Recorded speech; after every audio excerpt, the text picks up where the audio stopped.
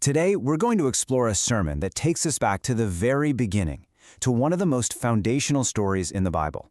It's a story you might think you know, but we're going to unpack what it reveals about love, about partnership, and, about a much deeper spiritual connection that still speaks to us today. Everything really gets started with this simple, almost quiet, divine observation in the book of Genesis. It sets the stage by framing our universal human need for connection not as some kind of weakness, but as the actual starting point for one of God's greatest gifts. All right, let's dive in. This one single sentence spoken by God is the whole reason for everything that happens next. Before there was any problem to fix or any task to be done, there was this fundamental truth. We just aren't meant to be isolated. We're made for relationship, for love, because the God who made us is a God of love. So God's solution is to create a helper. But we have to be really careful with that word, right? The sermon points out that our modern idea of a helper can be, seriously misleading. In fact, for centuries, this word has been debated, and sometimes it's even been used to suggest a lesser role for women. To really get what's going on, we have to look a little deeper, back to the original language. And this is where it gets so interesting, because the sermon explains that the actual Hebrew word used in the text, it completely flips our whole perception of this relationship on its head. The original word is azer. And azer doesn't mean assistant or, a subordinate, not at all. The sermon makes it clear this term is about powerful aid, almost like a rescue mission. It implies a saving, life-sustaining force. And here is where it just clicks. This very same word, azer, is used dozens of times all through the Old Testament. And it's not used to describe an assistant. It's used to describe God himself as our rescuer, our shield, our source of strength when we are in desperate, desperate need. So the takeaway here is absolutely crucial. When God created woman, he wasn't creating a subordinate. He was sending in a rescuer, a partner of equal and totally essential importance. She wasn't an afterthought. She was the divine answer to a core human need. So after God brings the woman, Eve, to Adam, the Bible records the very first words ever spoken by a human being. And as the sermon notes, it's not a command, it's not a question, it's a poem. It's like a song of pure, unfiltered joy. In these words, you can just feel Adam's immediate, profound recognition. He doesn't just see someone who is like him, he sees someone who is from him, a literal part of his own being.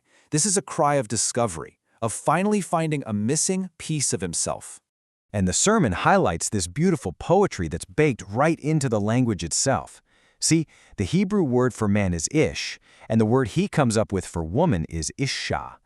The sounds of the words themselves reflect this deep, essential, and inseparable bond.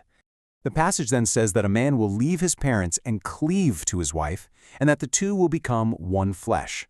The sermon explains that the Hebrew word for cleave is incredibly strong. It means to be stuck to be literally glued together. It's describing a union so powerful that the two are seen as a single, indivisible whole. Okay, so this is where the sermon takes a really significant turn. It suggests that this whole beautiful story of the first human partnership, it isn't just about human marriage. It's actually a signpost, a living metaphor that's pointing to an even deeper spiritual truth. Fast forward many centuries later, and you have the Apostle Paul looking back at this very story from Genesis, and he reveals what he believes is its ultimate kind of hidden meaning. He says, yes, this is about marriage, but it's also a profound mystery that shows us something incredible about the relationship between Jesus Christ and all who follow him. So the sermon draws this amazing parallel. Adam's joyful cry, "Bone of my bones," is echoed by Paul's teaching that believers are members of Christ's body. That powerful one-flesh union of marriage is presented as a picture, a model, created by God to help us even begin to understand the intimate spiritual union between Christ and the church. So the key takeaway here is pretty mind-blowing. The sermon suggests the connection is even deeper than just a nice comparison. The experience of marriage, of two becoming one, was designed from the very beginning of creation to be a lesson, a tangible, real-world way for us to grasp the spiritual reality of finding our true home in Jesus. Now, the Genesis story ends with this incredibly powerful and poignant image. It's like a snapshot of the world just before sin and brokenness and complication entered the picture. It describes a state of perfect harmony and acceptance. Can you imagine that? They existed in a state of complete physical and emotional vulnerability, and yet they felt no fear, no need to hide anything, and absolutely zero shame. They were fully seen and fully accepted, just as they were. And the sermon makes a really crucial point here. The original Hebrew text doesn't say they felt no shame with each other. It just says they felt no shame, period. This suggests a state of being completely at peace, completely at home in one's own skin, in the world, and before God. And that's the state that was lost the moment they first felt the need to hide. And this is where the sermon brings everything home. The message of Jesus' love, of his sacrifice, is presented as this open invitation back to that original state. It's a call to a relationship with God, where we can finally be our true selves, our naked, vulnerable, imperfect selves, and be met not with judgment, but with total acceptance and unconditional love. And this leaves us with a final, really beautiful thought to ponder. The sermon proposes that the ultimate goal, both in our closest human relationships and in our spiritual life, is to find that place of true belonging.